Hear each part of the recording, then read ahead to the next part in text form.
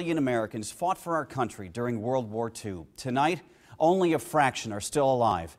In Omaha, a group of them came together for a reunion and to share their experiences. New tonight, reporter Nick Starling has their very interesting stories.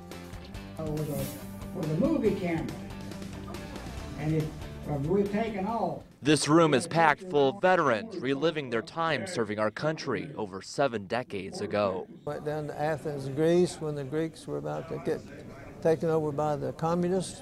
I am one of the few ground crew that got a medal. My flight crew, coming back from mission one time, had to crash land at another base about 25 miles from our base. 91-year-old veteran Jack Root voluntarily joined the 8th Army Air Force in 1942.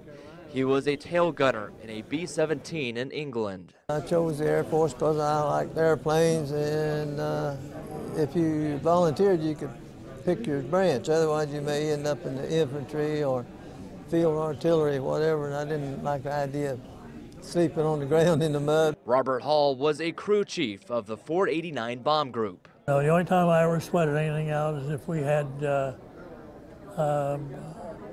bomb alert. Spending this precious time together is something these veterans are not taking for granted.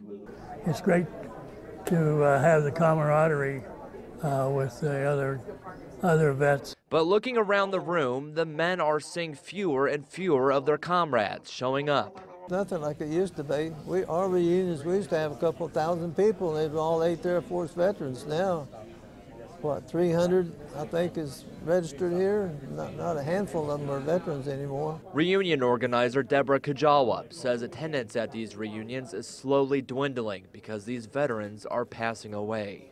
These gentlemen and their youngest are in their late 80s to early to mid 90s. A couple are pushing 100s. But even those who come to these reunions year after year get something new out of it. You learn from each other even now. Now the organization putting this on says they try to have these reunions in the center of the country so it's not as hard for these World War II veterans to make the trip. And Craig, next year it's in St. Louis. Where was it tonight? DoubleTree downtown. DoubleTree right? Hotel downtown. Yeah, some incredible stories, and Absolutely. I looked it up. Just like the organizers said, we're losing them every day. I think 492 on average dying per day. Amazing. It's eye-popping. So good to get their message out tonight. Absolutely. All right, Nick. Thank you. Firefighters continue.